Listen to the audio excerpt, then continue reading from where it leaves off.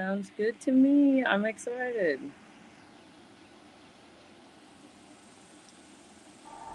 So, wait, why did it mute?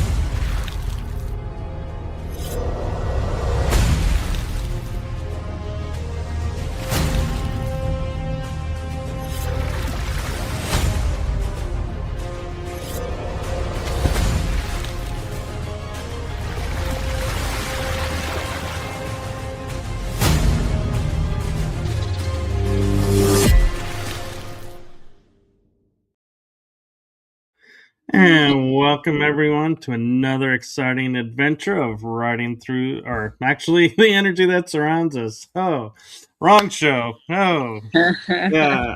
I was supposed to do that show last night. It got postponed due to a family emergency, so my brain's still thinking, oh, it's nighttime. Oh no. So that's going to make it a fun episode tonight. But with that It's being said, I have an amazing guest for you all. I'm super excited to talk with her, and I think you all will have a lot of fun. So, without further ado, I'm going to turn it over to my guest, the one, the only metaphysical energy extraordinaire, Seraphina Kachina. Hey, how's it going? Happy to be here. Thank you. Well, thank you for coming on. Absolutely. I'm excited about it. It's like my favorite thing to talk about. Well, for those who may not be familiar, could you give a little bit of background as to who you are and what you do? Absolutely. So, I am a Reiki master as well as an intuitive. I basically do energy healing as well as like oracle card readings, intuitive readings, candle magic type stuff. I've basically done research on, like, I guess the unseen world since I could do research. It's my favorite thing in the world. Yeah, and outside of that, I'm a hairstylist, a cleaning lady, and I wear a lot of hats. Well, that's really incredible. And being a Reiki master too, I understand what goes into that. And Hell yeah. which Reiki did you decide to go into? So it's just a traditional. I don't ever say it right. Usui, Reiki. It basically just the very traditional teachings, but I've kind of morphed it into my own version of energy healing, where I'll include some symbols that I've, I guess, channeled through light languages that I've received. That is very new, but it's starting. Trying to figure out like what kind of effects those have, and then I also incorporate some kind of like shamanic um, style things in there as well, including crystal usage, a lot of very intuitive um, channeling of like their higher self, and then their higher self will tell me what they need to have done. I don't really follow the traditional framework of placing hands like in specific areas for specific amounts of time. I just kind of go by what the person's energy is telling me to do. So, yeah, that's kind of my own version. No two sessions are alike. I can attest to that. And Yeah, absolutely. so, what made you get into Reiki? So okay. Like I said, as far back as I can remember, I've been very interested in not only like the paranormal, but also like just like medical stuff and all that going in together. I discovered Reiki pretty early on. Um, but the first instance was really, I was just sitting on the school bus as a child, and I remember having like major headaches because I was overstimulated by the noise, and I would feel that, and then I would, I guess, instinctively just kind of like breathe into it and try to like move it out of my system, and I was able to feel the energy in my hands. And I remember talking to my grandma about it, and she was like, "Oh yeah, like we had, you know, your great great great grandma was like a hands-on healer at church, so that's kind of where it started." Oh, that's really cool. And it's cool that you were able to talk with people about it, while growing up, because a lot of people didn't have that opportunity. Very true. I mean, it was kind of in and out with my family because they were very Christian, which obviously nothing wrong with that, whatever. But it doesn't always lend to, you know, the energy work side of things, even though that's what Jesus was doing the whole time. You know. Right. Yeah. And so, did Reiki kind of bring you into being able to communicate with the ghost and extra dimensionals, or how did that all unfold? So I would say, honestly, I was seeing them. I was seeing like things that other people weren't seeing, or that. So my mom and my grandma, on my mom's side, always very incredibly intuitive. My mom's, she can remote view and things like that. She always has been able to. So I was introduced to that kind of thing pretty early. And I remember, I'm sorry about the cicadas. I remember, you know, talking to her about that kind of stuff, watching a lot of uh, paranormal type stuff when I was young. And I guess because I was able to see it, but I wasn't sure what to do about it. So I started doing research into that. I wasn't communicating with them at that point. It was more of just like seeing it and being like, oh my God, that's terrifying, you know? But so Reiki came a little bit later, but it was definitely like, I guess, a gateway into knowing that communicating with things like that isn't always a bad thing. Right. Yeah. And Iron Bears talking about the cicadas, saying it's that time of year. It gets Yeah. hotter, they get louder, and that And they, is very true where we live. yeah, it's crazy how loud they can get. Really, I like know. deafening. We have soundproof windows, and I can hear them sometimes through the windows, and I'm like, I am so glad I'm not outside right now. For real, it's like, I don't know, eardrum busting. Yeah. So, what do you think? Having like your mom and grandmother doing what they were doing, and kind of molding you along the way. Do you think that kind of helped open you up and kind of helped draw you into the paranormal and everything? Or do you feel like, oh, you were already in it? They just kind of helped you understand it? I feel like I was definitely already in it. The only reason I really found out anything about them knowing about it is because I was so freaked out. You know, like I was like, "Mom, I saw a little girl in my room," type shit, and she was just like, "Oh yeah, like that exists," you know. And so I was like, "Oh my god!" So I was just like freaking haunting in Connecticut, like marathons and like stuff like that, you know. And then, like I said, I grew up pretty religious, so um, talking about it with my grandma, she was a lot more religious than my mom. She would kind of just tell me to like ignore it, and you should no, just pray, you know. So, but I would say they definitely opened my eyes up to it more so than when I first started experiencing it. So was the little girl the first spirit that you saw, or was there something that, or was it like a family member that came first? Let's see. So I'm trying to think when my first experience seeing something like that was. I was probably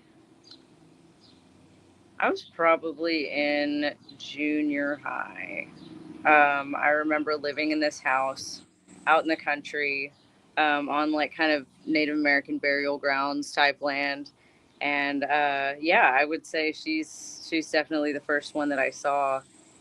And I mean, I had seen, I guess, like orbs and, you know, like shadowy kind of stuff before that, but that was the first one that I was like, oh my God, like I can't make that up, you know, like that's not just my eyes playing tricks on me.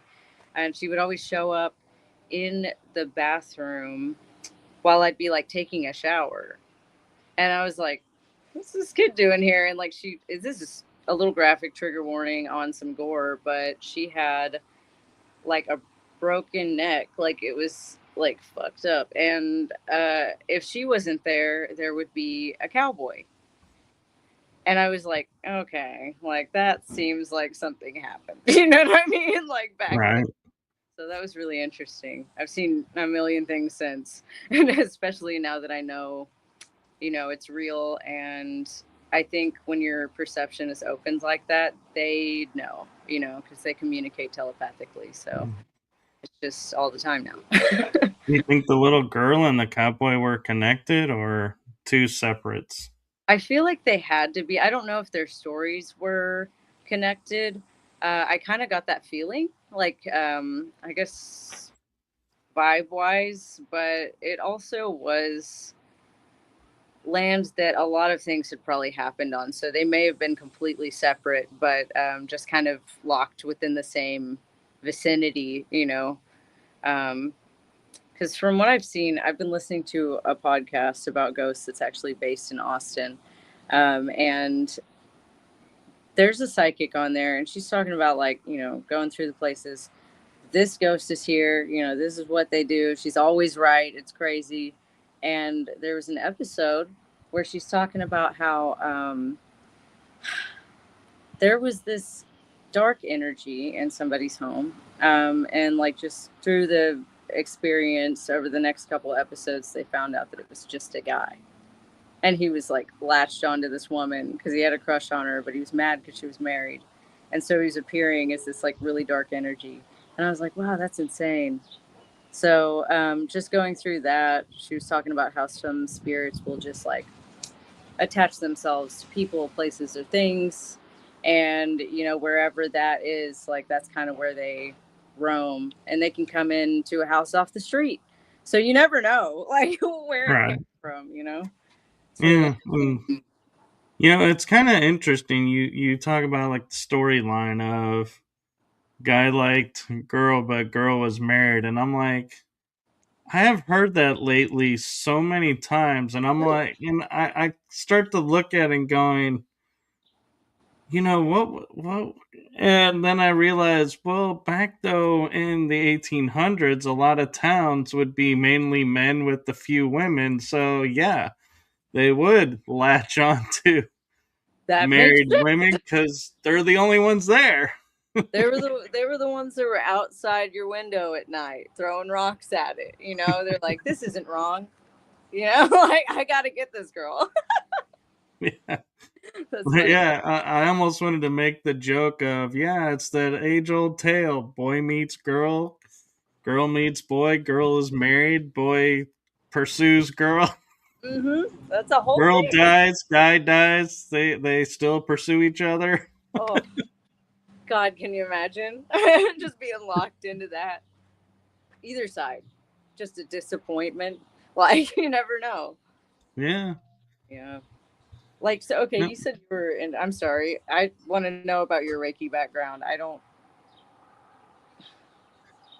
So I studied Reiki when I was probably not even a teenager yet, or maybe preteen. And I did Reiki 1, and I got the symbols, and the people that were teaching it stopped behind me and were like, "Oh, you're a natural," and still did the symbols. And so I was like, "Well, there's no point in pursuing this any further if I'm a natural. Don't need to learn anything." That's fair. I mean, I believe that. It's Yeah, in there. Hmm. but it made sense because I just remembered recently when I would be in class in elementary school before we start. Like if somebody had a headache, I would go like this, and Yeah. when I took my hands out, they'd be like, "Your headache's gone. The headache's gone." And I'm like, "I don't know what I was doing." You But did, then I though. learned, yeah, then I learned it's called Reiki. Hmm. And then when I was in my 20s, I redid Reiki 1 with a friend named Neil, and he taught me Reiki 1, 2, 3, and Master.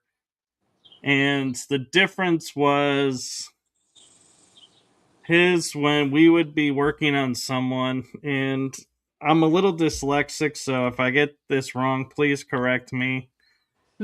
Left side, if there was a blockage there, that was masculine, and so that could be on the father's side. I thought And left we was would try feminine. and, huh? So I thought left was feminine. Well, that, like I said, I'm dyslexic, so I could have it Now backwards. I'm questioning it. So, But no, okay, yeah. we'll just say left is feminine then. So then he taught us, okay, so it's mother's side, and we would try to communicate with it or get a message from it or a message from who is the cause of this blockage. Like if it's something that the mom did, okay, we try to get a message from mom to help clear the blockage Hmm. and use the energy to push it through. Then if it was on the other side, it was like, yeah, we do the same thing except dad's side. Or if there's a male energy, Hmm. we would talk Okay. to the energy. And so I learned how to channel and Reiki at the same time. And that I think was like a blessing because it opened me up to a whole lot more. And I had a bigger understanding of what I was looking at instead of just saying, oh, there's a blockage here. Let's use the energy to push it through. Well, that's great, but we didn't clear what caused the blockage, so it'll just come back Exactly. now It's that like I a think about it. circle. And it's like, yeah, Wow. That's really cool to like talk to it specifically, like and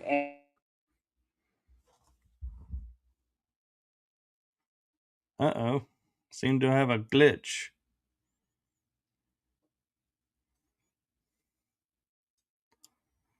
Let's see.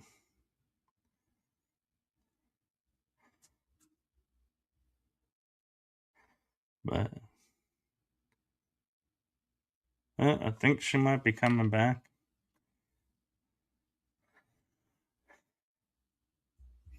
But Reiki is a really great tool. If you ever get the chance to experience it, it is a great way to get blockages to be removed. So if you have like a chronic pain, instead of going the medical route, if it's not working, try Reiki. And I think we're going to get her back. There she is.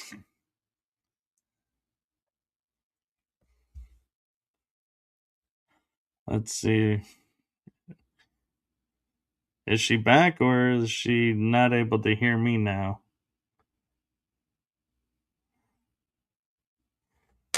I think she's muted somehow.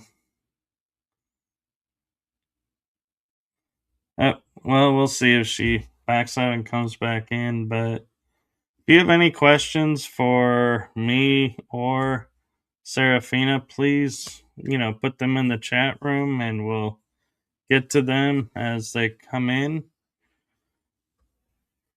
And thank you all for joining us at this earlier than normal hour. I know we're used to doing it at 9 o'clock, so thank you all.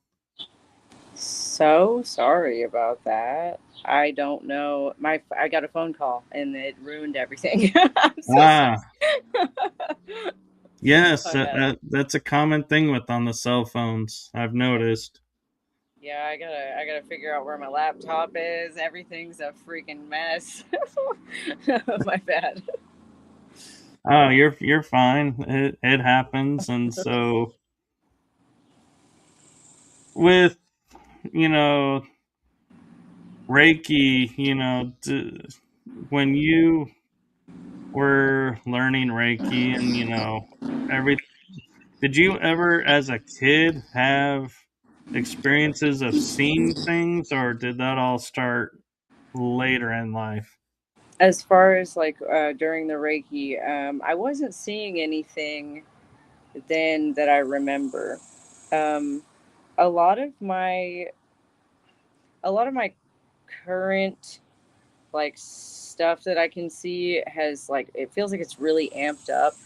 And you know what? Actually, I for sure remember being. I think I was probably in fifth grade. Now, come to think of it, fifth or sixth grade when I first started doing the kind of like energy feeling and all that kind of stuff. And I definitely have always been able to see, like, you know how people say visual snow syndrome?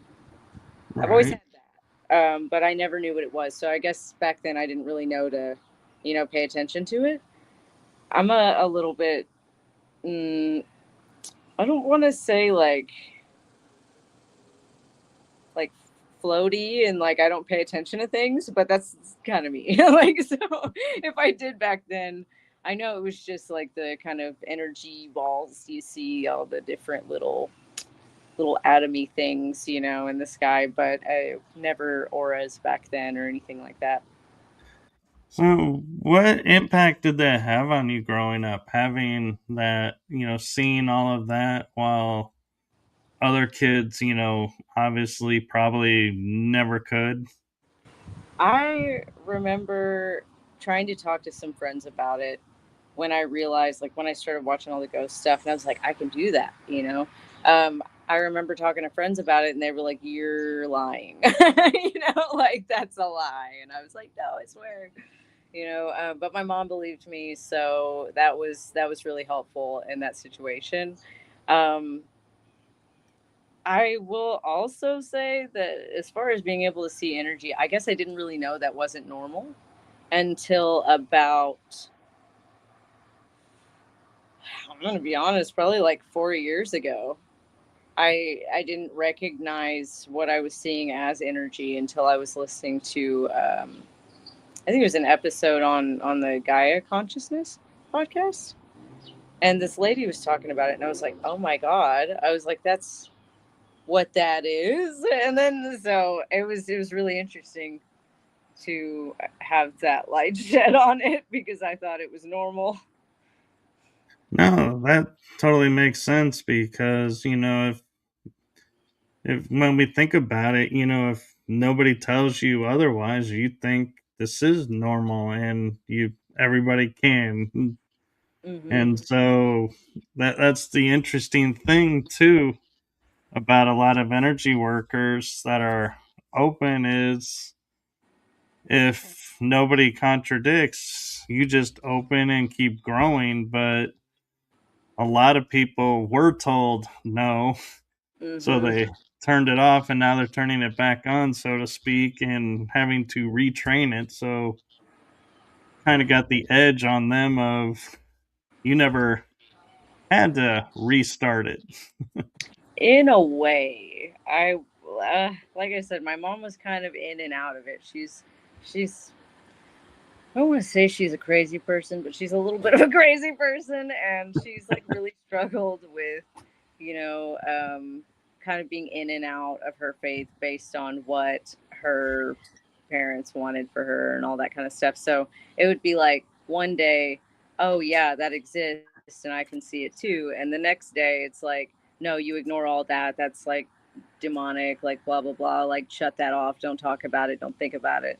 So it was very it was kind of confusing. And then for a while, I guess I didn't pay attention to it for a long time. And then right around 25 was when I started getting into paying attention to that stuff again. Because I had had a client, I do, hair and everything. I had had a client and she was talking to me about Reiki, and she's just like, hey, so I do this. And I was like, I've heard of it, I'm interested in it, but I don't know how real it is.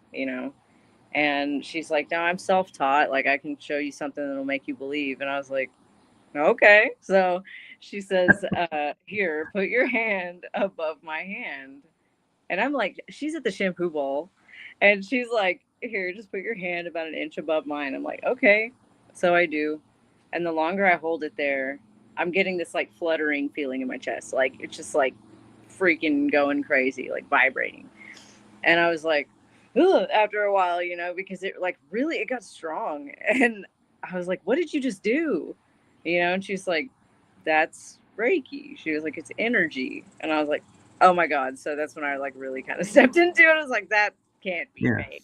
I felt that. It was Yeah, crazy. I know what she was talking about. What she was doing is I do that a lot too. If I It's like a energy battery almost. It's if needing energy or just needing to show, you can put your hands close together. And one of the exercises I was taught by my parents growing up is, you start like this, and Mm-hmm. when you start to feel it really intense, you can start pulling it away. And then when you get to the point where you're like, let's say, oh, I don't feel it now, you go back in a little bit, you're like, okay, I feel it.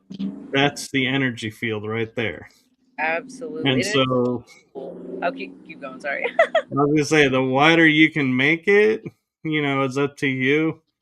But it's like, yeah, I know some people, like, I can feel it here, both ends of the screen, but does it make, the energy more intense having a bigger field? Not really. Yeah. But the important thing with Reiki, though, that I think a lot of people have a misnomer of is, and I hope this, you're not in this category, but they feel the energy within themselves and go, okay, this is the energy that's going to heal this person, and starts working on them.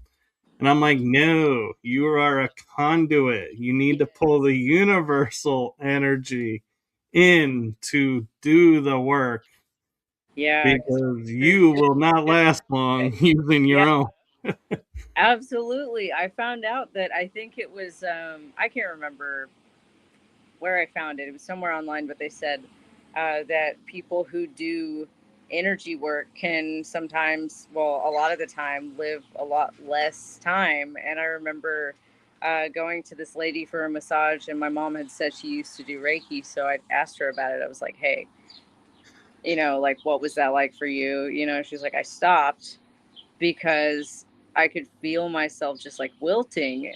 She was like, I couldn't figure out how to change that. She was like, I was just giving my energy away. And I was like, well, that's terrifying. So I try really hard to,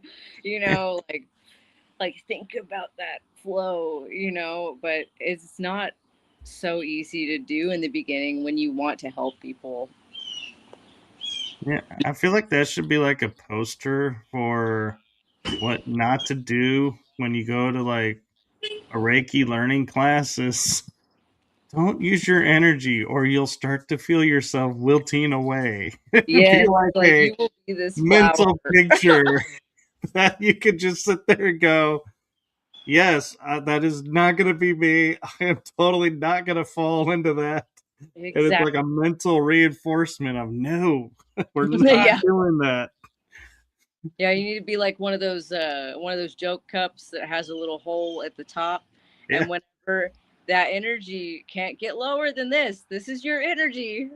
You just let that trickle, you know, yeah. or you know, a freaking waterfall. You know that shit gets crazy, of course. But um, I am okay. Tell me what your opinion is on this.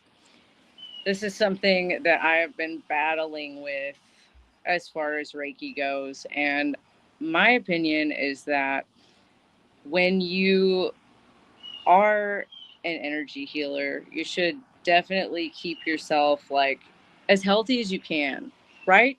But I love cigarettes. Do you think that matters? What's your opinion? Well, I mean, yes and no, and I hate to answer it that way because I'm like that sounds so wishy washy, but No, that's how I feel too.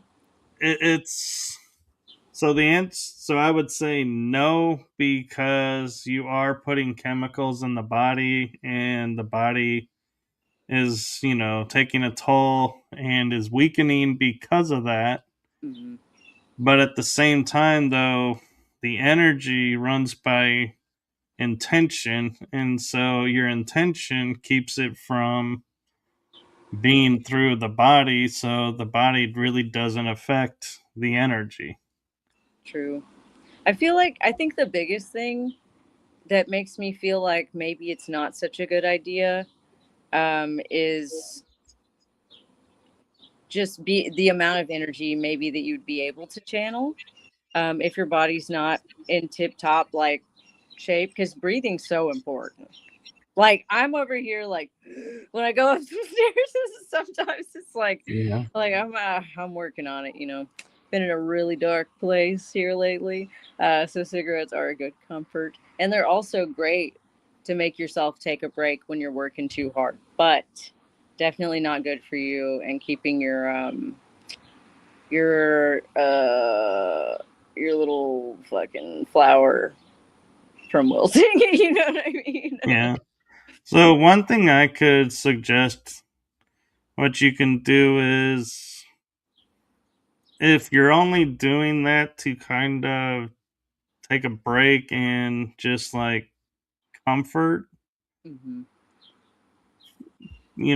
ask, find out, do you get the same comfort by walking outside?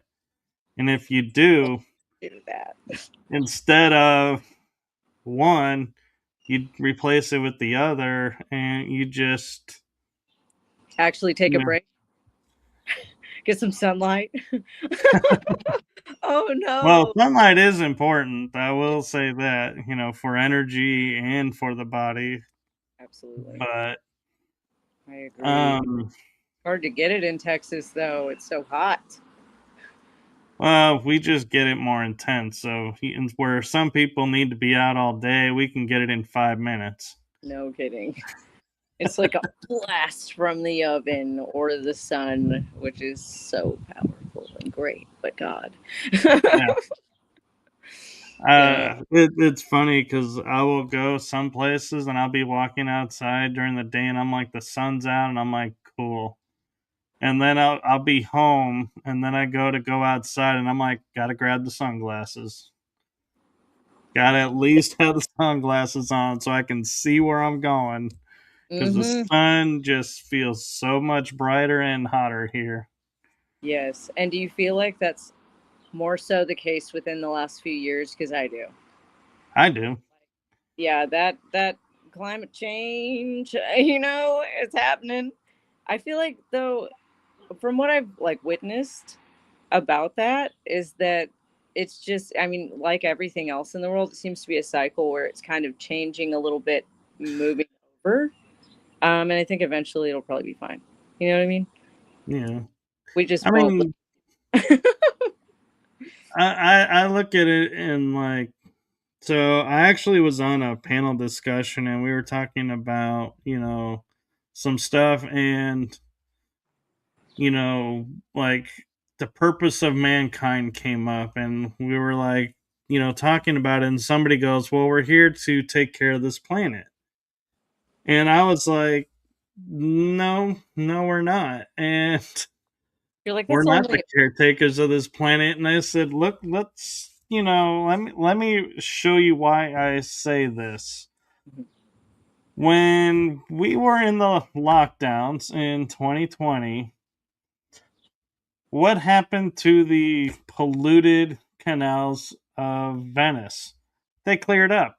Yep. They Quickly. cleaned themselves. Yes. What Oh, happened to a lot of the places where things were really, bad? They cleaned themselves up. Nature can take care of herself. mm-hmm. Gaia will heal herself. We don't need to interfere. We just need to take care of ourselves while we're here. That's our Very. purpose. And so I always find it kind of funny when I hear people say, oh, well, we need to save the planet from this or that. And I'm like, you do realize this planet is going to outlive us all, and she is self regenerating. We don't do anything to her that's beyond repair until we reach the point like we cause her to explode. In which case, yeah, then we kind of went too far. Yeah, true. Yeah, that would not be reparable. But Yeah, I agree with you actually. Like that's a good point to make, and I think also it's really important. Like over and over has been shown to me that if we take care of ourselves, then that's how we take care of everything else. Because it's like cells in the body. If the cells in the body that we're supposed to go and like plug up a cut, we're like, oh shit, the lungs need help. yeah, The cut wouldn't get plugged up. So, yeah. yeah. And the interesting thing is, I know I can hear people's voices in my head going, well, if we're not doing anything, then we can do whatever we want on the planet and it'll regenerate. That's true to a point, but I'm not saying we need to go start dumping chemicals in water or start like driving vehicles more and more and, drilling into the ground more for more things and leave scars all over the planet, because I'm like, no, that's not what I'm saying. What I'm saying is we don't need to like stop everything we're doing until she recovers. It's like she'll recover when we're gone from what we've already done, so we don't have to worry about our carbon footprint so much as people want to say, because our carbon footprint actually, I think, is actually helping the planet. In a way, I guess, like helping it to continue to adapt and grow and like be able to handle those kinds of things. Or how do you mean? Well, because I was listening to a program and they pointed out something interesting, that carbon exists on this planet. And we breathe in oxygen and breathe out carbon dioxide. We're carbon based beings. And so we need carbon. The planet gives off carbon, so it needs carbon to give it off. So, therefore, if we stop our carbon footprint, then we're robbing the planet of something it actually needs. And it's not the detriment that, scientists say it is, in my opinion. It's, again, I'm not saying, go and, as your footprint be like, dig a hole 5 miles deep in your backyard and, mine out, all the resources in it and, then start another one. I'm like, no, that's not what I'm saying. I'm saying is, if you need something, you live off the land, you live off of what's on the land. Mhm. And as long as you don't go to excess, the planet balances itself out and we're all in balance. But When take what we, you need. it's when we go into excess, that's where the problem comes in. Definitely. And I feel like you're super right about that. And there are some areas that are absolutely excessively using resources, but then there are some places that aren't at all. So it's like, you know, I don't know. It all balances out. Everything's about balance. And Well, but I mean, if we look at, say, like the Amazon River forest area, yes, there's jungle all over the place and nobody is there. And so you could say that's an untapped resource. No, it actually is a tapped resource because we're using it, one, for oxygen, two, life is existing there, that, that's their home. We go in there and we start terraforming it. We're, destroying an ecosystem, and those are there for reasons. It's like the Amazon is designed the way it is for a reason. The Mississippi is designed the way it is for a reason. As much as we like to think we're in control of it and, we can keep it from flooding, it's going to flood. It's what it needs to do. That's what it does. And so it's a natural process. it's not a question of needing to go and, stop nature.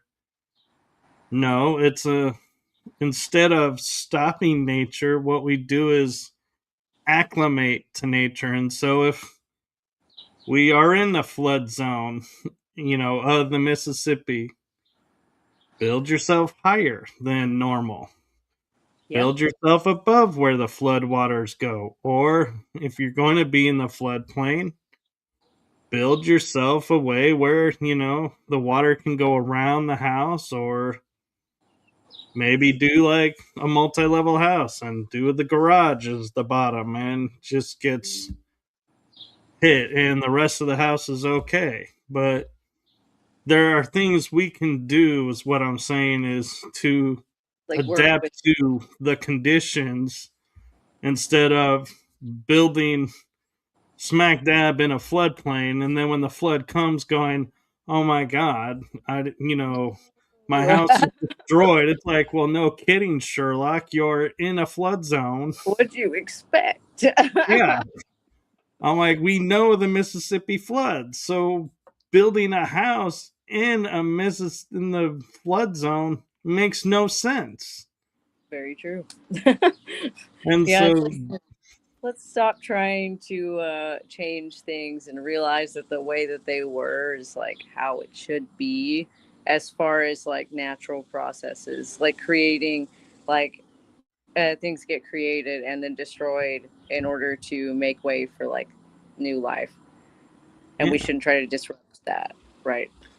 I mean, and if we are going to do something with the Mississippi, I highly suggest talking to the Egyptians, because they knew how to move the Nile to fit their needs without destroying the Nile. And so, yes, that is a known fact. The Nile as we know it today is not the Nile of ancient Egypt. They've actually, at one point in ancient times, moved the river over so they could build a temple.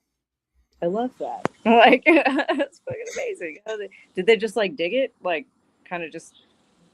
That's the thing. Nobody knows how they really moved it, but Ooh, the Nile River used to end in Cairo at the Giza Plateau, and that's why there are like boat knockers right in front of the Sphinx, which is right in front of the Giza Plateau. Is it was designed to be the coastal point, but then they moved the Nile, and so the water stopped flowing there and went somewhere else. And so that's the thing, is how they did it. I don't know, because we try to move rivers today and all kinds of problems come up. And probably because we as a people have so many more blockages and like issues with the energy flow within ourselves, and they were so much more like attuned to nature and how we mirror like what is in that. Like I well, think. I think so, and I kind of curious your thoughts because you deal with chakras and everything. What about the thoughts of like the Nile has temples that are for each of the chakras? There's like a temple that's specific to a chakra along the Nile as you go up. And so could we say like the Mississippi, for example, has chakra points along Absolutely. its banks? And so by moving them, do we interfere with that energy? I think so. Like that actually is that's so I just recently, probably within the last few months, saw something that was talking about that, like the temples and the chakra points kind of thing. It was probably sometime in spring, and I was like, "Whoa!" And I totally forgot to look into it. So I'm glad you brought that up. But I think you're right. Like every area has energy centers, and of course, if we have our chakras and energy centers, of course, like the world would like mirror that because it does everything else. It makes a lot of sense. Yeah, and I can tell you from experience being on the Nile, yes, they do. You can tell what chakra is being activated and influenced while you're there. And That's amazing. as much of a desert as Egypt was, I still think Texas somewhat gets more arid heat and so feels hotter than it does there. Wow. Uh, that's actually insane. Yeah. I've always thought like going to Egypt would be like, oh my God, this is going to be crazy, but it's pretty crazy here. I've heard, okay, so what is that? This is sort of on the same note, but slightly different. What is your opinion on people saying that they're like, oh yeah, that was like Egypt or whatever, and like the original Jew stuff, but apparently it's here according to some people. Could it be that it is, or that every area has like their own version of that? Are you talking about like Tennessee, Nashville being like the Jerusalem of the Middle East? There, I don't know where I heard that it was. But is that where it's supposed to be? That's yeah, that's what I've been told. And there is something very interesting in Nashville that I don't think a lot of people know about, and they go there all the time. My friend William Henry introduced me to it, and we would go several times. Is and point of interest, William Henry is who I went to Egypt with, so there's that connection too. But when we were in Nashville, he would take us to what's called the Bicentennial Mall. It's near the Parthenon, which has the statue of Athena in it. And it's like scaled. The Parthenon is scaled like 1/10 of the original, but it's in full everything. It has all the parts. And so it's like, wow, and you can feel the energy there. But the importance of the Bicentennial Mall is, as we were talking about like the Nile River, the temples being chakra points, this mall, when you walk these grounds, you start in an amphitheater, which is the root chakra, and you start walking, and on one side is like a bunch of trees, and there's like a couple like gaps, and it's kind of interesting, why there's these gaps every once in a while.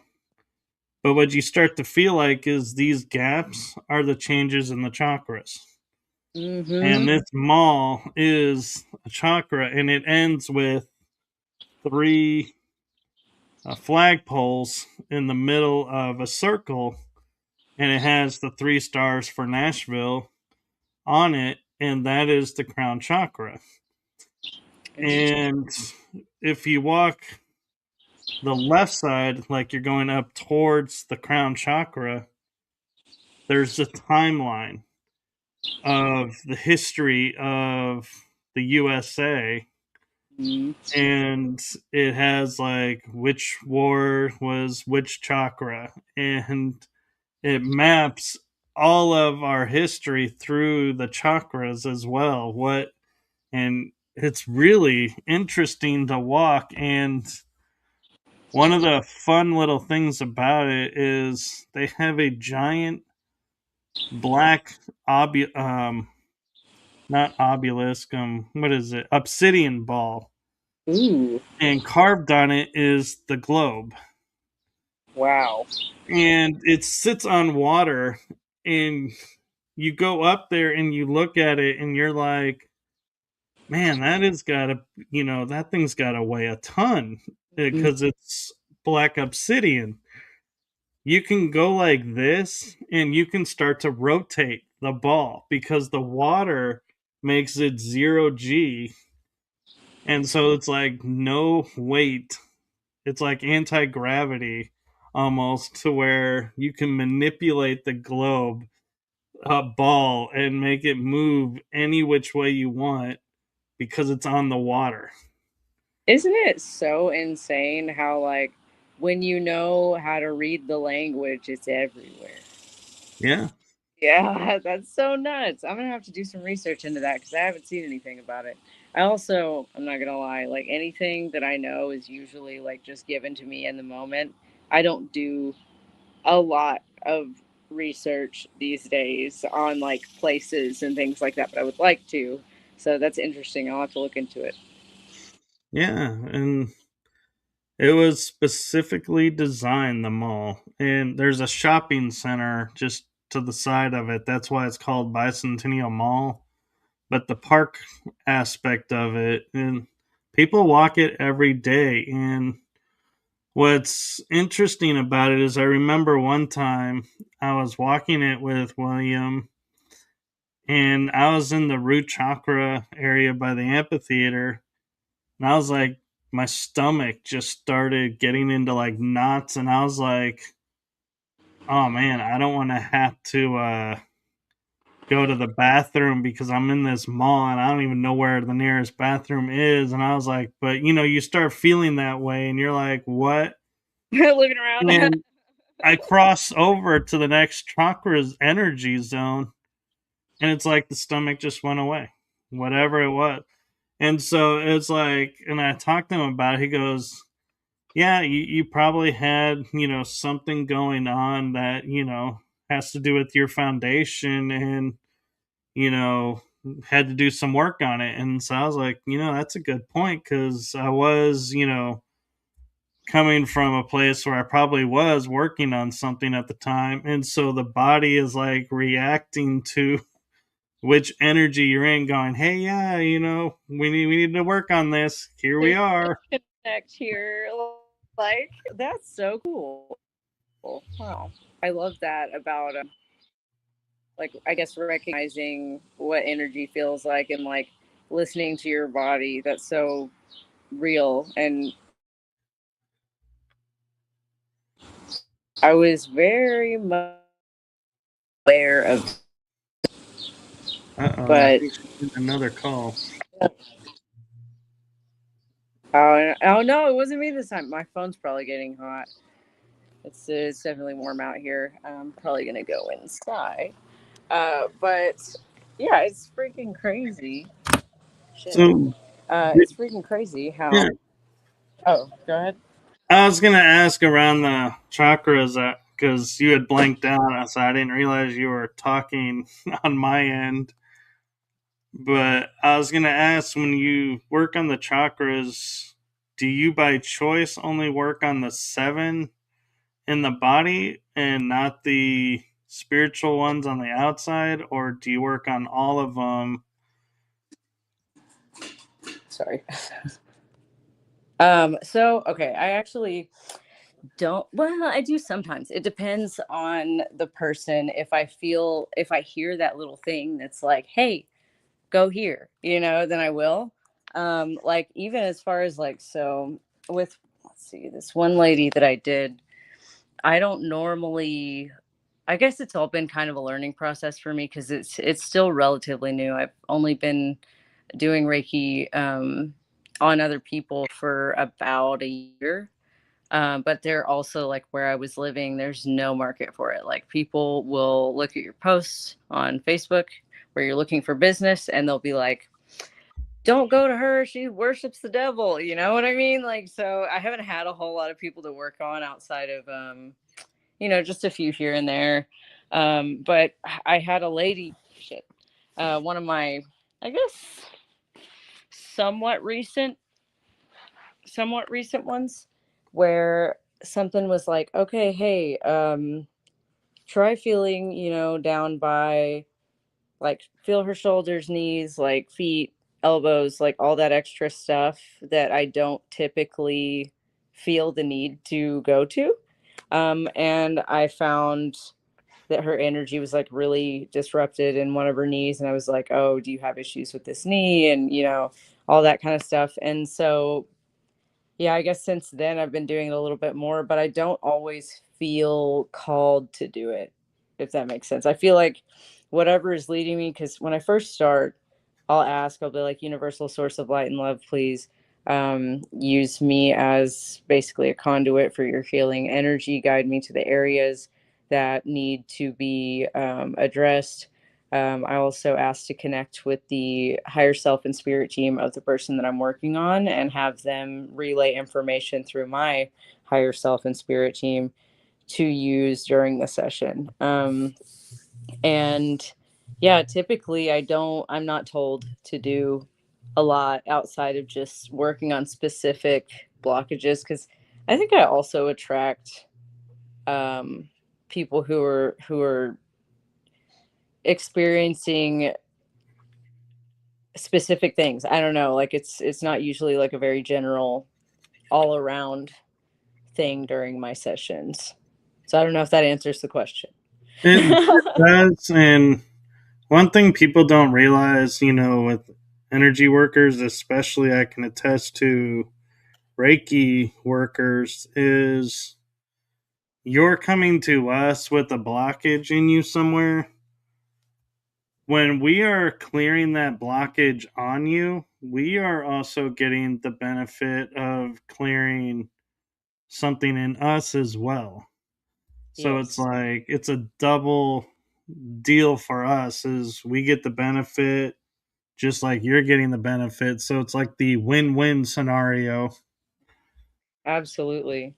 And I think, do you feel like the people who are drawn to you during specific times, it's when you notice that same specific thing within yourself? It's almost like y'all are on that same kind of frequency, And I Oh don't know. I yeah, feel like I notice that with my people.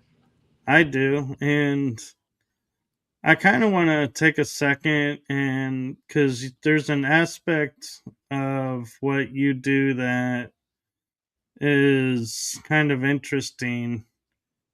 And before I get there, my friend John is asking if you feel pressure behind the eyes and have a slight headache, is that something or someone trying to reach out? I wonder that myself, to be honest. I just talked to a friend about that because I've had a similar experience where it almost feels like you've got like, it is a weird kind of pressure, but it almost feels like, for me, like someone else is in there. Like it's almost like a different energy shows up there. So maybe, like, I feel like in a way, yes. Or it could be trying to, what my friend was telling me is it could be aspects of like yourself, what you're trying to show you something. Like, and keeping the focus on your eyes and like your ocular kind of zone. Um, that would make sense to me. And I'll just say another option for the headache could be, You down got to the watch the Schumann resonance because the solar storms, if they are spiking or going high numbers, I notice headaches come on to a lot of people because the energy of the planet is up, and so we're not at our normal threshold, and so that could be another option. But truly. I'm curious. You talk about in your bio and the topics that we were looking at for tonight. Mm. You mentioned channeling through art, and I'm curious because I know some people say, "Oh, I paint what I see," or "I paint what I feel." But how does it work, like channeling art? Because I used to channel, but I'm not an artist, so I can't like put those two together. And so I'm curious how you do. So a lot of the time when it's happening, like I won't necessarily know that's what's happening. I'm just like, okay, this is the thing that I feel like painting. And then something after the fact will be like, look into that. And I'm like, okay. And then I do. And it's something that, either me or the person who ends up getting the painting will need to see. Um, it's pretty weird. The most recent one I've been working on, I was working on, it was kind of like a personal journey type of painting. But in the painting there's like a brain house. Like it's like a little house in a desert, and it looks like a brain, and it has a couple windows. And in one of them I was like, I want to put like a little tapestry in the background of the house. I was like, what should I do? And then I see the symbol in my head and I'm like, that's what it's going to be. So I paint it, and then I hear the little voice that's like, Google that. So I was like, all right. So I put it into Chat GPT, and it's like, oh, that's an ancient Chinese oracle bone script for the word emperor or divine being. And I was like, excuse me? Like, that's crazy. Um, but in knowing the person that ended up wanting to buy this painting whenever I'm finished with it, she is not connected to her higher self as of right now. And she's going through a situation, I don't know, like with her whole life and the people that she's dealing with, like looking from the outside, it very much seems like she could use some guidance from her higher self in order to connect with herself and realize that she's putting up with things that she shouldn't be. So I feel like the reason that that symbol ended up being in there is because it's going to help her without even her realizing that it is helping to connect with that side of herself by repetitive seeing it. And I found out about that kind of thing, like I guess your ability to raise your frequency or realize unknown things by viewing specific things. Whenever I was looking into the it's called the light of Zion, like your three energy centers around your head that kind of form that halo in old school paintings of like saints. Apparently just viewing that will raise your vibration. So it's a concept that like has been happening for a long time. But I guess I just do it in however it comes in the moment. So, not to borrow a term from Hollywood, but it's the easiest term to use. So, it's almost like you put Easter eggs in the paintings for people to discover and go on their own journey. Basically, yeah, because my view of what being a healer is not that, oh, I'm a healer, I can help you, I can heal you, oh my god, I'm God, you know what I mean? It's more of like, let me teach you how to heal yourself, you know. Yeah, and to anybody out there, you just made a really good point. If you Thank you. talk to a healer and that healer calls themselves God, I suggest turning around and walking the other way, Absolutely. because no true healer ever thinks of themselves as God. When I was channeling and doing Reiki, I never thought of myself as a God because I could do this. And so I caution anybody who comes across anyone who says that, trust your instincts on that. Straight and up. and yeah, and John's right. Jesus was a teacher, not the quote Messiah and the Savior. He was teaching us how to live and how to heal and maintain ourselves and to live a good life, but it got hijacked along the way, I think. I That's agree my personal opinion. fully. I was gonna say that, like, it was twisted, it was tweaked a little, and now it's like, oh, don't worship idols, but you're doing that, you know what I mean? Like, it's like, I'm so glad you bring that up, because when you look at the definition of an idol, it's like a statue. Well, what do a lot of churches have? They have statues. So yep. therefore, when churches say don't worship idols, it's like, why do you have idols in your church then? Yeah.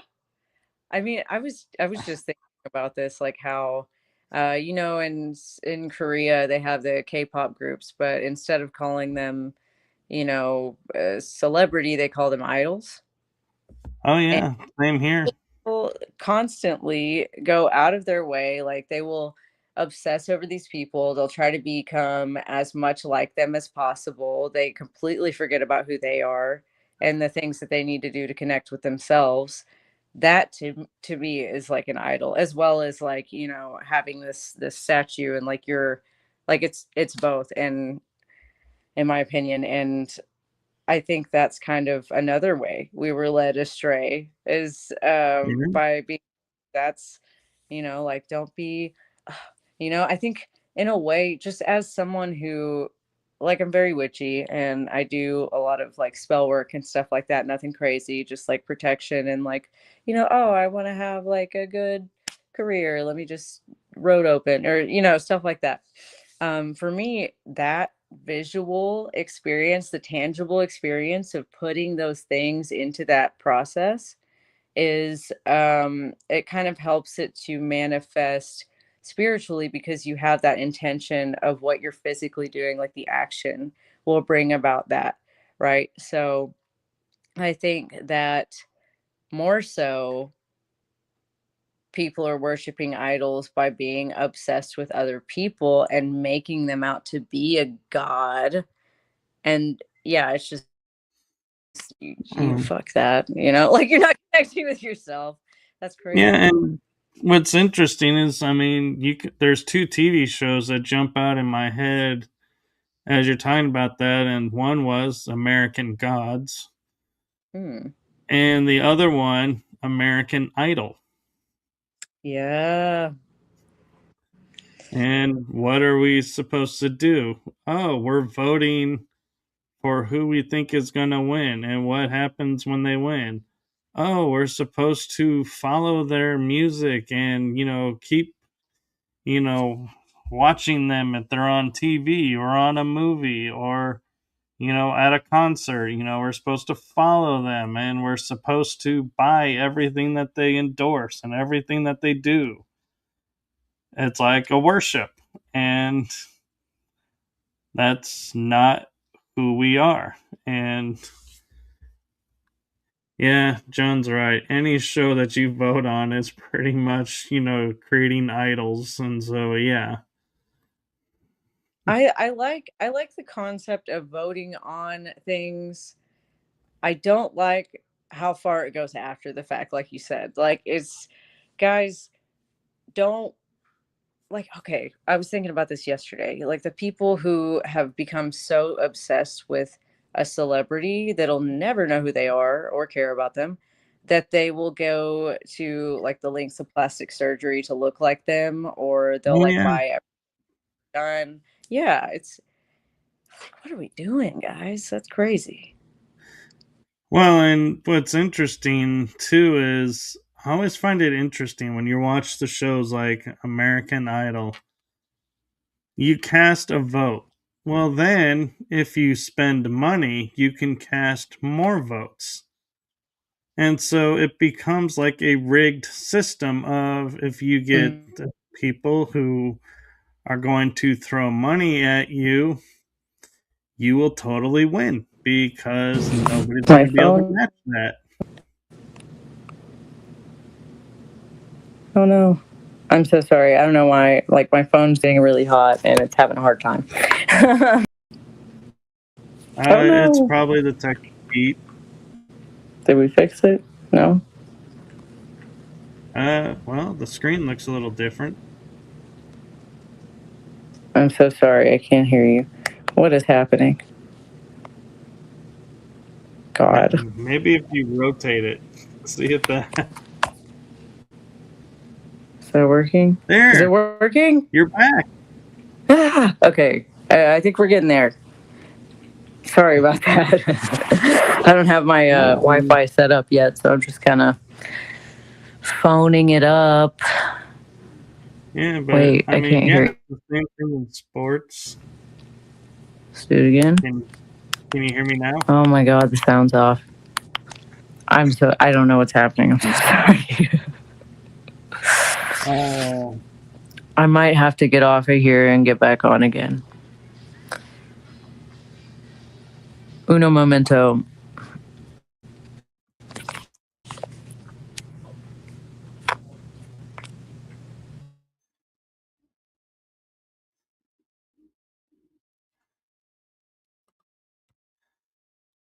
okay, and so yeah, I mean, it's we talk about celebrities and yes, John Iron Bear 1978 points out sports, and it's the same thing. We're shown athletes who make millions of dollars can go broke and they have all these endorsement deals and do whatever they want, and we're supposed to just be okay with that and idolize them, and that's not what's going on and what's supposed to be. Yeah, I lost you there for quite a bit. I apologize. I don't know what's No, going on. you're fine. Can you hear now? Yes, yes, I can. Okay. Just to catch you up, I was just following up with something that my friend John said about sports athletes too. And yeah, we idolize the athletes and the music people and the actors in Hollywood. And so that's where everything's gone awry is we are doing the one thing we're not supposed to do. We're worshiping idols without Mm-hmm. knowing we're worshiping idols. Absolutely. It's.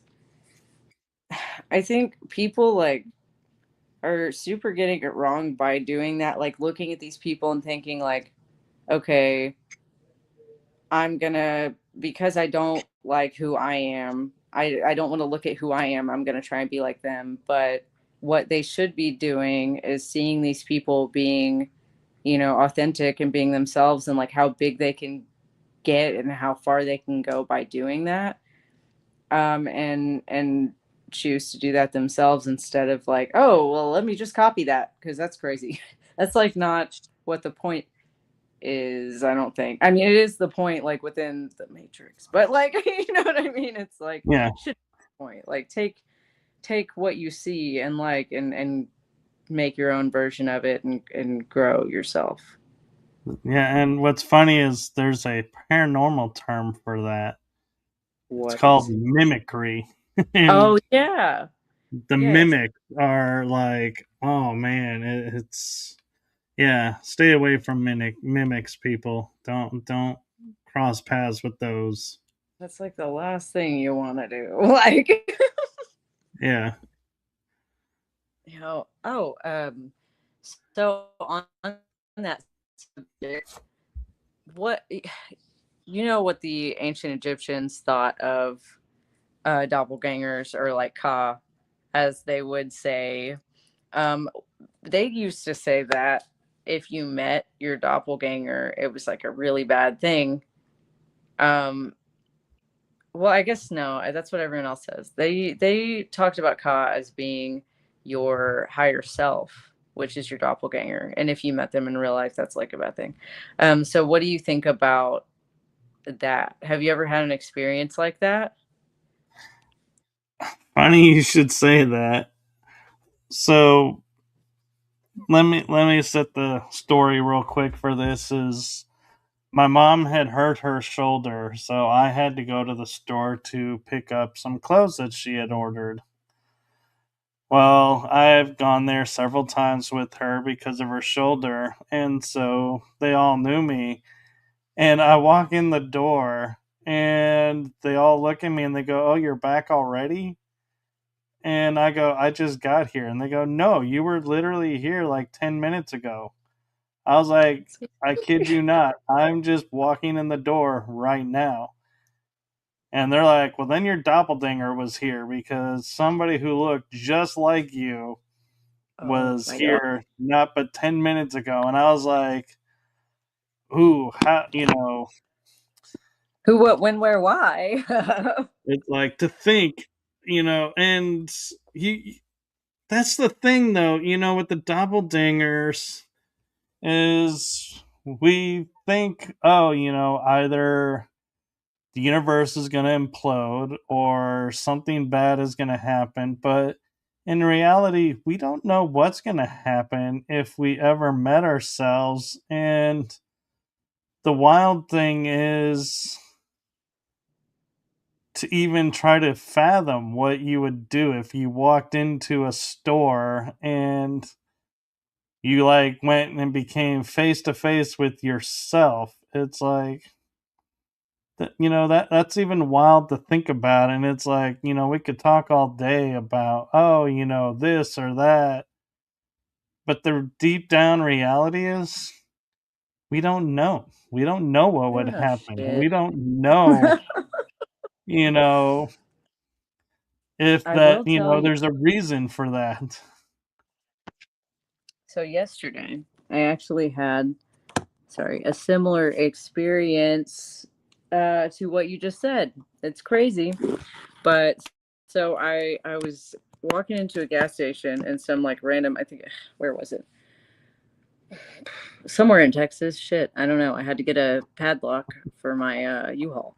So I walk in to this gas station. I was getting gas. I walked into the gas station. I was like, I kind of got to pee. I'm walking out of the bathroom, go around the corner. And right as I go around the corner, a girl that was the same height as me, same hair color, dressed similar to me, her face looked like mine. Literally, she was like almost like me, but think very like cleanly dressed. But we looked exactly the same. And when she came around the corner, we almost ran into each other. And we both go, "Oh my god, I'm so sorry." Exactly the same way. And then we laughed the same. And I was like, "I got to get the fuck out of here." Like it was so strange cuz like so rarely do I meet people that I'm like, "Oh, that person looks like me." Because I don't know, I guess it just doesn't happen very often. And I was like, "Did that is this real life?" It was like a really weird situation. I was thinking about it all day and I still am, I guess. So maybe that's what you would do. I don't know. It depends on the interaction. But it was strange. It was very strange. Well, what comes Huh. to mind to me is because you said like the only difference was like she's cleanly dressed as you put it versus you. And so I It's started like parallel thinking, universe.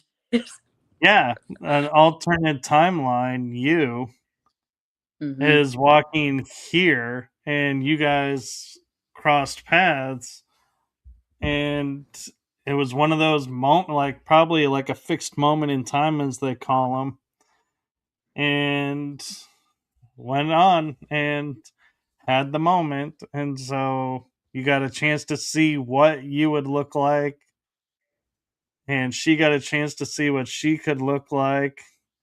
It was so But great. yeah, She literally, like the way she was dressed, exactly like my mom. And my mom's very, she's like very, she dresses pretty youthful, like a lot of, I don't know, just like plain, but like expensive. yeah, She was dressed exactly like my mom would, or like I would have had I followed in my mom's footsteps, like more so. And that was really interesting. So I could see that being that, like, that's alternate timeline yeah. Seraphina before. Yeah, it was so crazy. Wow.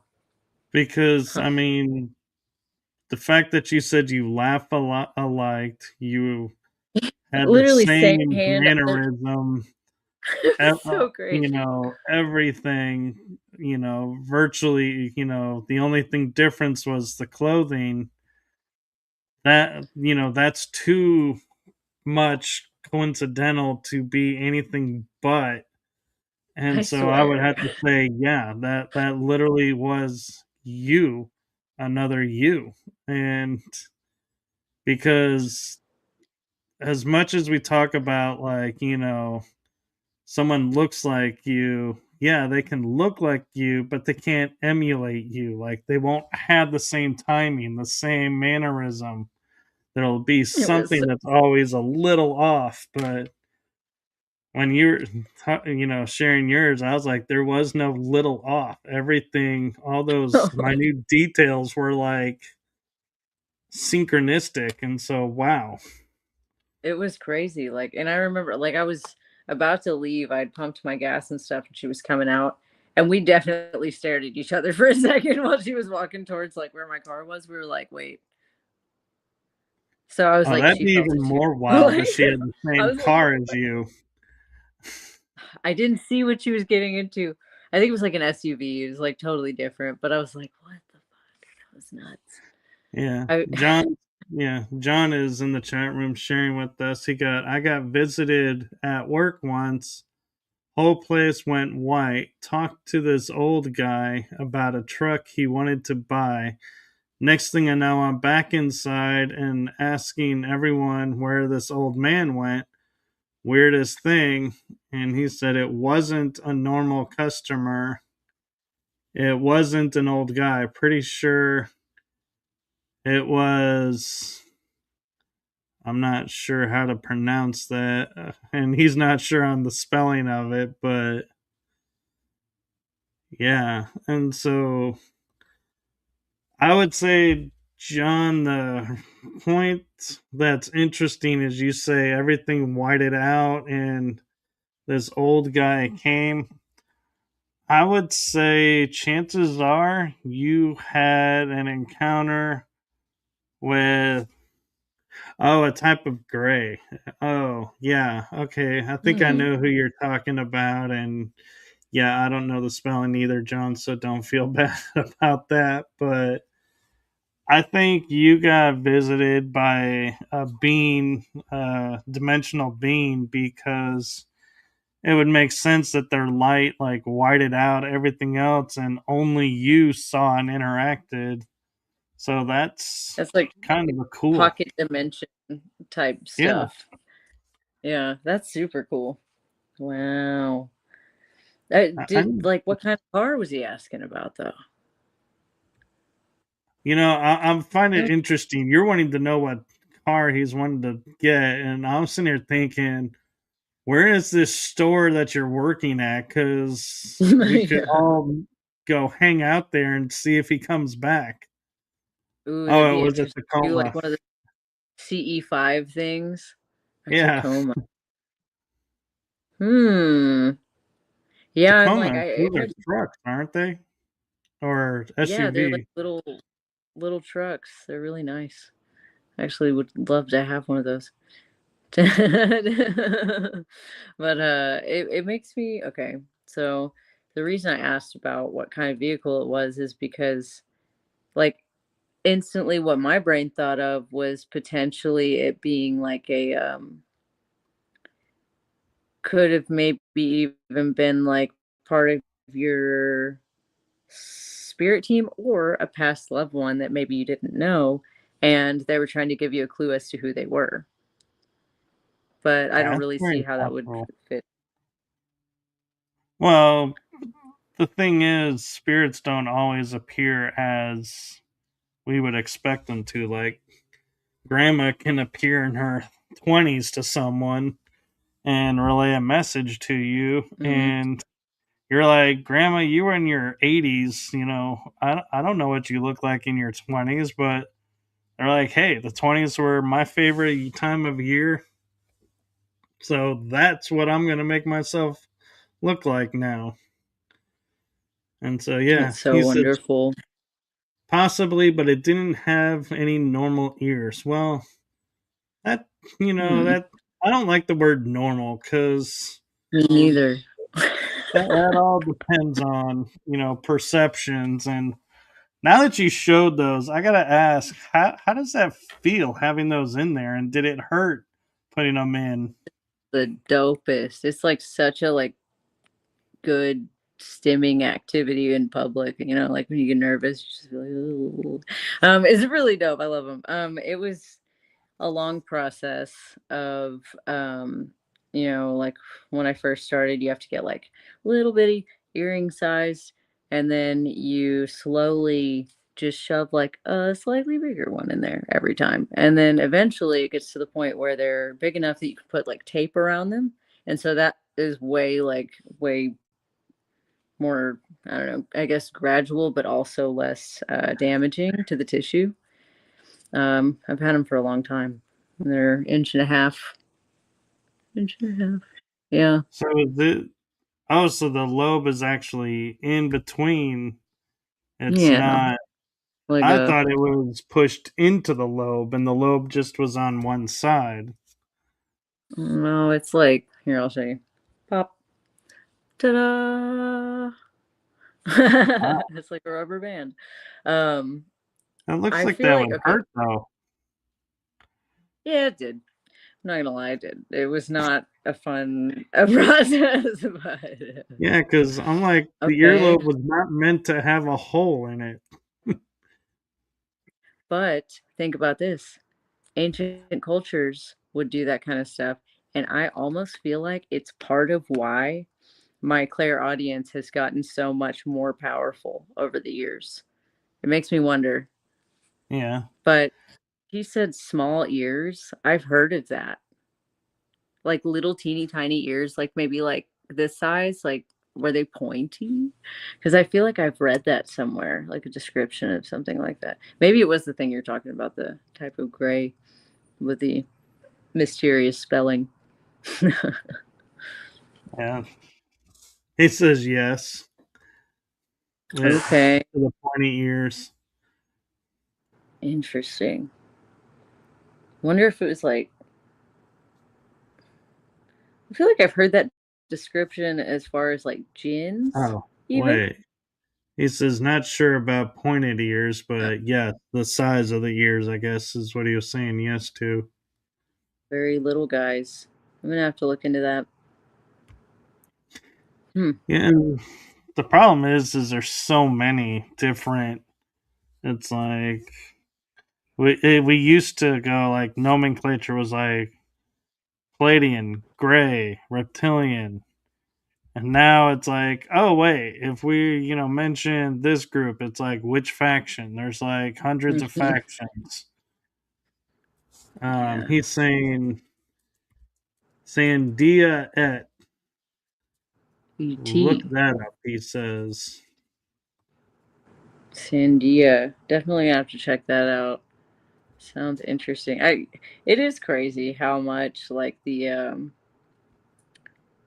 categories have increased over the last few years, especially Yeah, with Pleiadians, because I didn't know. I guess like the big consensus is that Pleiadians are, tall, um, and they have like blonde hair, blue eyes, kind of thing, right? right. Well, I feel like the more I've looked into that, it's like, no, actually, the Pleiades is made up of those beings, like Lyrans, um, some, I think, reptilians as well, and like just from all different types. And I was like, what? That's crazy. I don't, I had no idea. No, and what's interesting is I did look up Sandia, and apparently there is a Sandia the ET that is in Albuquerque, New Mexico. Hmm. Like one of And those caught, like they fucking, yep, they do say captured ET.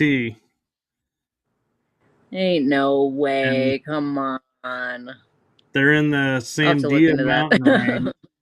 And what's interesting is when they say Sandia mountain range, I gotta laugh because Sandia is actually Spanish for watermelon. And so they're Really? talking about a watermelon mountain range. That's to me is kind of funny because I'm like, that's got to be the weirdest looking mountain range ever. Yeah, I didn't know that. Yeah, okay. So random do you know, okay, what do you know about like savants? This is, it sounds random, but it's gonna circle back to watermelons. So I view savants as they are operating on like another evolutionary scale almost of humans. It's like they're like a step ahead of us. And so some savants could be autistic. And my viewpoint of autism is it's they're not slow and they're Hmm. not like quote stupid. To me, they are actually communicating at a much different level. And so we're actually catching up to them. They're on a different wavelength than we are. And so that's where, my take on that is. And so savants, I think, are just individuals who are tapped into like an energy or a connection around them to either a specific field or to everything around them because you can have like a computer savant so they're tapped into the tech energy in a way that we Hmm. struggle to and have hyper awareness of it and can understand it. It's like they're almost communicating the binary language of tech. And, art savants or prodigies, as they call them, that are multi field, I think they're just hyper aware and connected on another level and speaking another level of language that we just struggle to comprehend. I agree with that. In a way, listening, so the reason I brought that up is because there's this guy I was listening to talk about how he had this crazy head injury, woke up with, the ability to play instruments that he had never played before and stuff. And he's talking about how he was like, I can, like, no, wait, it was on the same episode. This guy could taste equations. Like, he was like, yeah, like the numbers have like a flavor.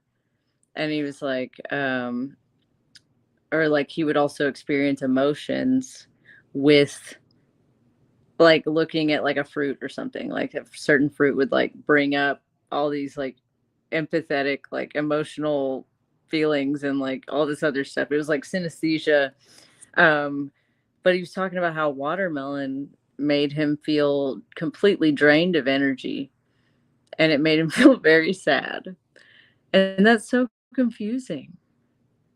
I don't know. It's Well, just I think I I've heard similar things like but with colors and stuff, and so like colors have energy, which means they have frequency.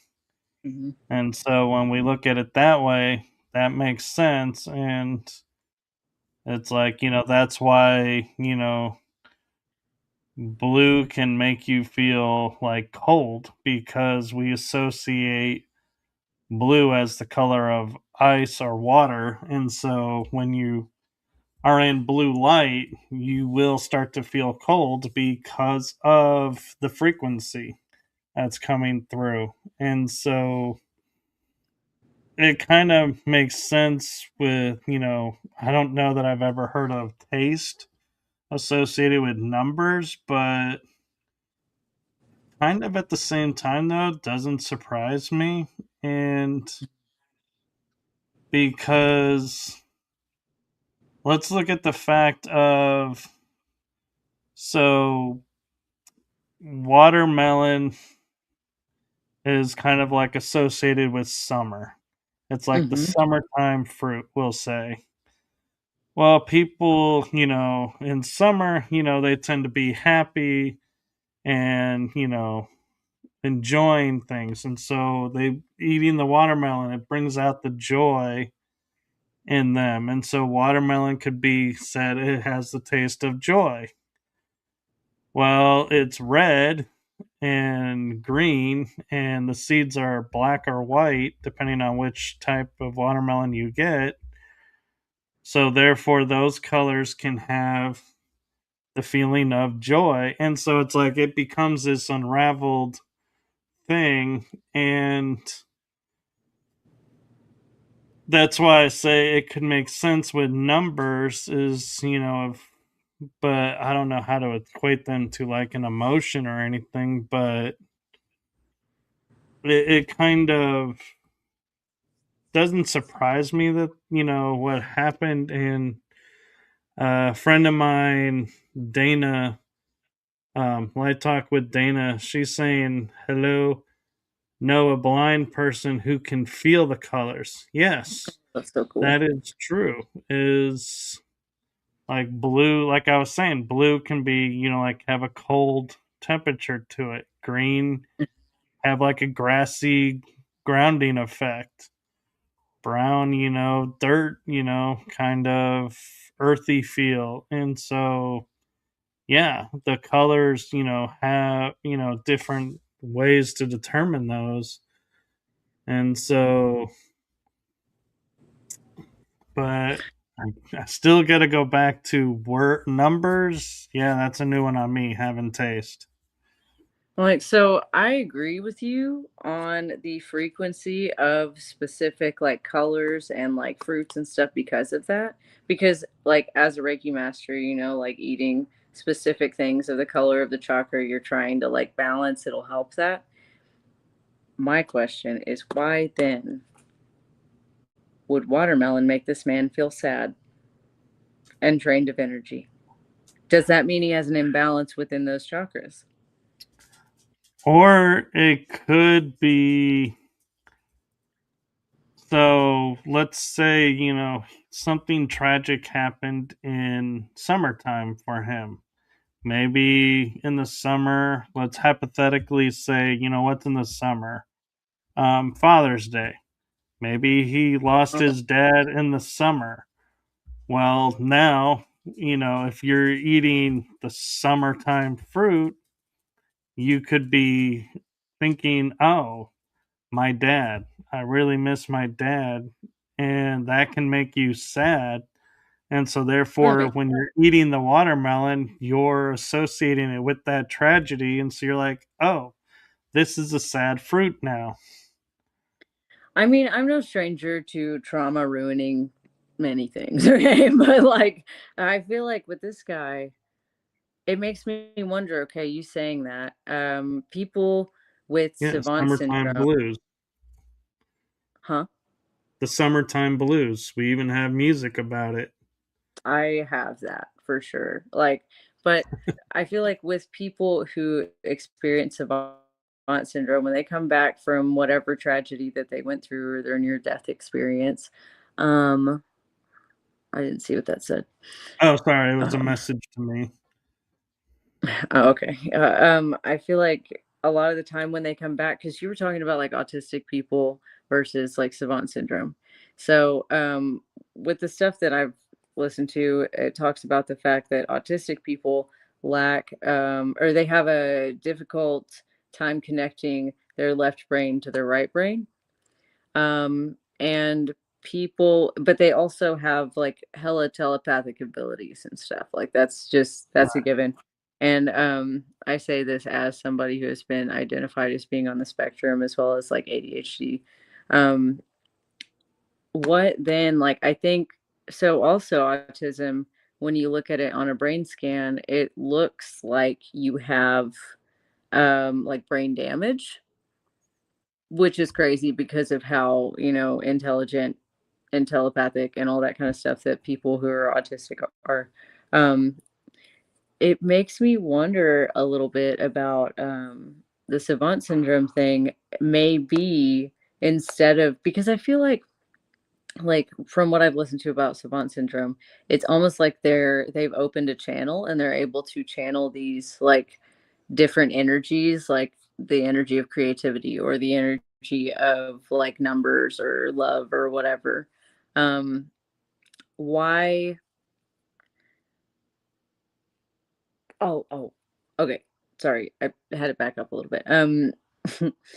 So if they're channeling this stuff and they're able to like get all that stuff out, I guess that would mean that they still could be influenced by trauma, but it's almost like all the people you hear talk about it, it's like they become a different person by learning, right, like spontaneously all these new things, and people look at them as if they're I don't know, super special and stuff, but I guess they're still human. Makes sense. Yeah. Well, that and we're a culture. We love to label things, and so True. we're like, we see a tree outside, and we're like, oh, we got to label that tree. It's like, why? It's a tree. In my opinion, it's like, what difference does it Yeah. make if it's oak, pine, evergreen, a grand oak, or an elm, or a Japanese maple? I'm like, it's a tree. It grows. It looks nice. Okay. But then again, there are people who have, connections to the trees and are like, okay, this tree is for this is for that. So when I'm seeing this is what's coming up. And I just thought of another aspect to, the savant with the not liking watermelon. It could be in a past life. Something happened. Like he could have been like one of those, hypothetically, I don't know this person, but imagine, one of those people who's like, in those food contests and the food of the day was watermelon and he's eating, all this watermelon and ended up passing away because he chokes on a seed or something. Which would leave Well, him feeling drained this of energy. lifetime, yeah, and so this lifetime, his body may be like, we're not eating this because we're not reliving this experience. And so, what I'm saying is, it could be a past life deal that's blocking him from being able to eat watermelon. Yeah, I could definitely see that. I mean, you never know. Like you said, we don't know anything, but there's so many possibilities that it Right. could, like, that's super cool. Yeah, that's Yeah. definitely And, something to think about. and I just want to, on that note, like I said before, I'm not an expert on like autism and all of that. So everything I share is my personal theory. based on my personal experiences. So Mhm. don't take, and do any action I say if you know anyone who's autistic or if you are autistic, and stop doing what's helping you because of what I said. I'm not an Absolutely. expert. So Hmm. don't, Yeah. you know, stick with what works for you because you know you better than anybody. And so that's the one thing I will say though is if you're doing something that's working for you, keep doing it no matter what Hmm. anybody else says. As long as you're doing it in a healthy way. Hmm. I agree fully. Yeah. Anyone who And wants to learn more about why I was saying that about that telepathy tapes, if you haven't listened to it, you need to listen to it. It is crazy. It's crazy. and I gotta admit, you mentioned something and doing it the right way, and I was like, I don't know that I want to bring that up on my show because I don't want to endorse something, but we kind of already are hitting around it, so we might as well bring it up if you want to. I know we're at an hour 45 minutes already, Sure. and time is flying by. If you want to address it, we can, or if you got to go, we can go. Yeah, what was it? The psychedelics and how Okay. and why we should use them because I'm kind of the school of the body doesn't need something to, tap into something, but then again, there are people who do need it. And so I'm like, yeah, if you do need it, I'd rather be able to say, oh, this person, says you should do it this way and knows more about it than I do. So here you go, and here's a resource, then not say it and be like, oh, whoops. Yeah, I think so with psychedelics for me, like I I feel the same way as you. Like I can only talk about my personal experience really. And then what I've heard from other people and theirs. But for me, I feel like anytime I have needed to have my perspective like broadened or changed on anything, like I don't do psychedelics for fun. I don't use them to party. Like I'm not like, oh, I'm gonna take a bunch of shrooms and go be around people. You know? So anytime I do a psychedelic these days, before I discovered what I don't know, I guess before I use them more as like medicine type thing, um, I would get benefits and things would be really cool and I'd be like, "Oh, I realized this thing about myself or my situation from like a different perspective and it was great." But getting more into the using them as medicine, I feel like it's good to know your body well enough to know like how to connect with it and your higher self and like all of that stuff, and that kind of stuff will show you when you need to use it, if you need to use it. Like it'll straight up it'll just start coming at you out of nowhere like, oh, I'm seeing all this stuff about ayahuasca or mushrooms or whatever, like, and people keep bringing it up to me randomly. Like those are just for me like signs from the universe that if your intuition tells you, hey, pay attention to that, then you should. But I don't think that people should just be going around doing stuff like that in order to have a specific experience, because if you have expectations of it, you're not going to get what you expect. You don't get to make the rules on psychedelics. You know what I mean? Right. Yes. Yeah. Authentic as in like naturally occurring, not like I don't believe in going to the a dispensary and getting mushroom chocolates because I don't think it's the same experience. That's So I true. don't know And if that's what well, I think authentic she's saying is like I say natural, don't need like to take, like what is it in ayahuasca to connect to another conscious level is I just go to it, and so I've Yes, and we can but do that. yeah, but Absolutely. I've often wondered though if you have the ability to naturally tap in, and then you do a psychedelic that's to help you tap in, does it just nothing, or will it It'll show you why connect you shouldn't do that. be like It's like, "Oh, you overload wanna go all connection? in? Let's go." It's crazy. I feel like that's, like, kind of its way to show you, like, it must be respected in the way that, like, yes, it's like a way opener, but it's not somewhere you need to stay if you've already learned that lesson of, like, how to tap into that energy. Okay. Yeah.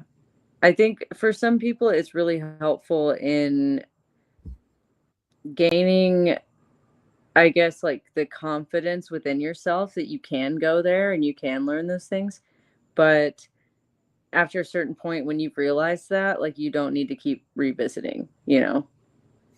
'Cause some people can't tap into it naturally or, like, they don't believe that they can, so they can't, you know? So I agree with you. Well, so it sounds like it's more for like again, I can only use mainstream terms that I know. So it's like a gateway deal. It's like opens the door and says, "Hey, here's what the realm looks like." And then it's like now that you've been there, you can go there anytime. You don't need the aid anymore. It's like it pushes the door open, so to speak. Absolutely. I also feel like too, like, if that's not the case for people, like, sometimes it can be, but I also feel like it's kinda like, okay, so imagine yourself as, a patient in a doctor's office, and the universe is the doctor. And whenever you're going through something, it kind of prescribes certain things, and it's like, I'm going to push that towards you. And you can take it. But like, if you go seeking it out on your own, it's probably not going to have the same effect as if the doctor gave it to you. You know what I mean? That's true. And real quick, I want to address this since, we're talking about this and everything is what is your feelings about people who will say, yes, I'm doing, these psychedelics because it helps me escape what's happened to me. And so they're using it as like coping or an escape. I think those people are probably going to have a bad time. Like, like that kind of stuff. That kind of stuff. Oh, also, okay, this is a perfect time to bring this up that I just found out. I thought it was really interesting. It's like scientifically like proven that if you decide to take like an adaptogen type thing, like adaptogens, well, sometimes they can correct things or whatever, but sometimes like if you take things that have that capability, they can actually make things worse. So whenever you take the fruiting body of a mushroom and you have all these things going on, depending on what type it is, it could actually make that worse. So if you are trying to escape your problems and you really want your problems to stop, what you have to realize is that through that experience, you need to realize what the problem is and grow while taking the fruiting body as well as the mycelium, because that will help to repair your brain, like your neural network, instead of just potentially amplifying the problem. Yeah, good to know. Yeah, I thought that was So really interesting. it is. And so well, I'm going to have to end it here and we'll have to get you back on to keep going and talk more. I'm down. But if people want to learn about like your art or Reiki or anything, or have questions for you about other stuff that we talked about, what's the best way that you want people to reach out to you? I would say Instagram is probably the best way. I have an art page as well as I'm kind of flip flopping between being like, oh, be a business person and have like an Instagram specifically for your art or specifically for Reiki. That's too many things. Good night. Thank you. um, eh, I have two Instagrams. One of them, sometimes I post oracle card readings, energy work, stuff like that. That's my personal. That is Instagram at Seraphina.Kachina, Kachina. And the other one for my art stuff is Seraphina Intuitive Arts. All lowercase, no spaces, no caps, whatever. So that You would probably be the said best. Seraphina Intuitive Arts. Mm-hmm. Yes. I just noticed that wasn't one of the links that you gave me, so I was putting it in the chat room for people, and I'll pop it Thank up on the you. screen. I got the one. I didn't get the other one, but Yeah, you the also gave me your LinkedIn, and so is that? yes, yeah, LinkedIn as well. I just forget to check it because it's like a new app in my rotation. As you Oh, noticed, I I'm know. sure. I'm so sorry. I have problems with communicating through apps. No, you're fine. I'm just glad it worked out because I was like realizing, oh my gosh, this is the only way I had to communicate, and I was like, oh, we're how what? Eh. You're like, this lady isn't messaging me back, and I'm over here like, I forgot. Like, I'm so sorry. I'll do better next time.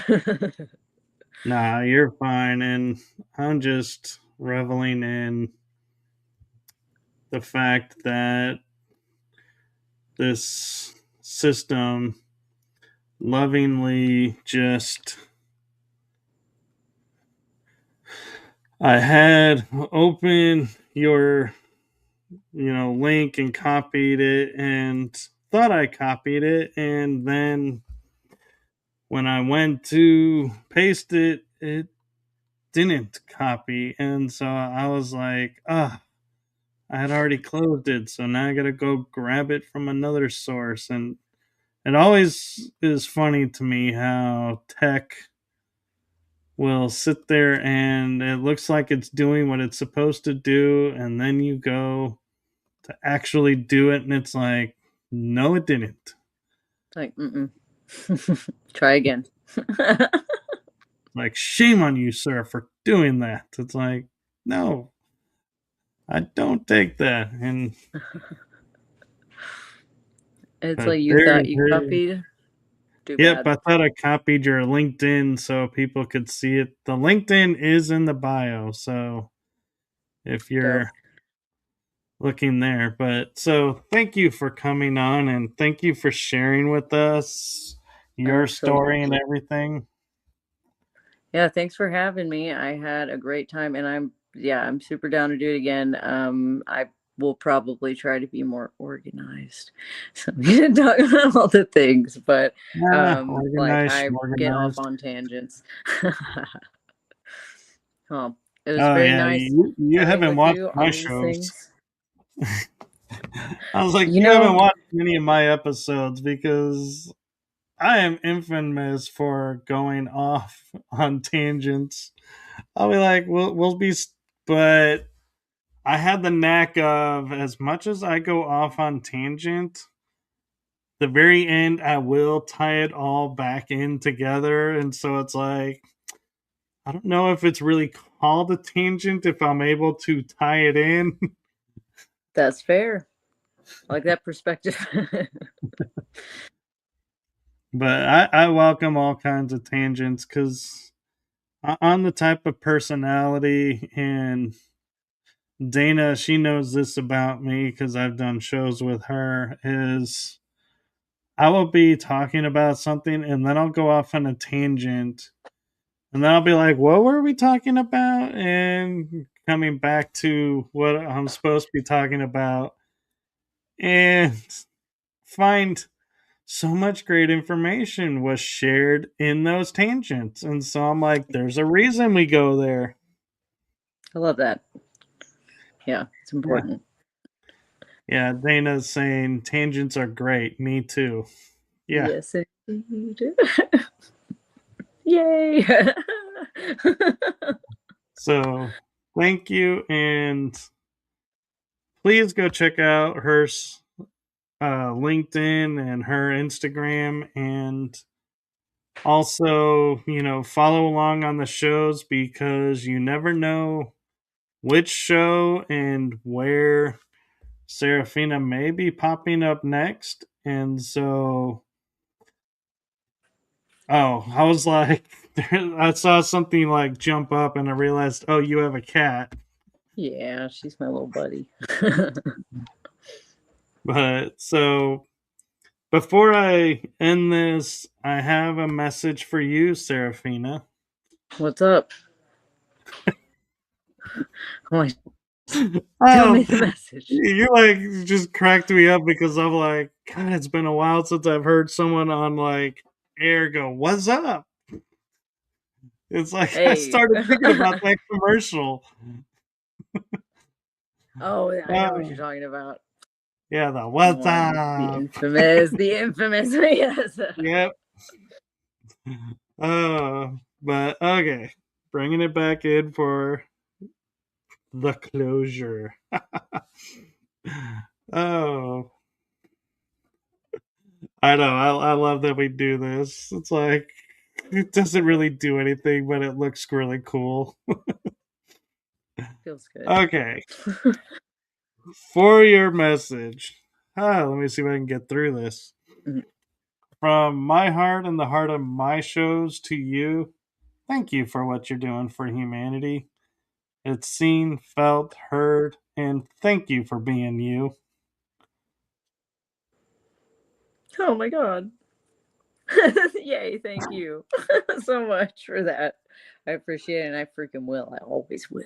You do the same. Thank you for what Yeah, you're doing thank as you. well. I appreciate it. Thank you. And Absolutely. with that, we are officially going to actually say good night to everyone. Good And night, buddy. we will see you all in the next episode. And have a wonderful night, a wonderful evening, and a quick shout out for everyone who is a dad, whether to pets or to humans or hybrids, if you want to go there too. Happy Father's Day. We just had Father's Day on Sunday, so happy Father's Day, or as the dogs like to call it, Happy Paws Day. And so, everybody, and we will see you all in a couple of weeks for 4th of July. And so, wow, that July is already a couple of weeks away. Hmm. Or actually is next week, isn't it? I That's think so. crazy. I know. It's happening fast. It is. Either way, we will be back next week with shows. So see you all then. And with that, I am signing out. So good night, everyone. See yas.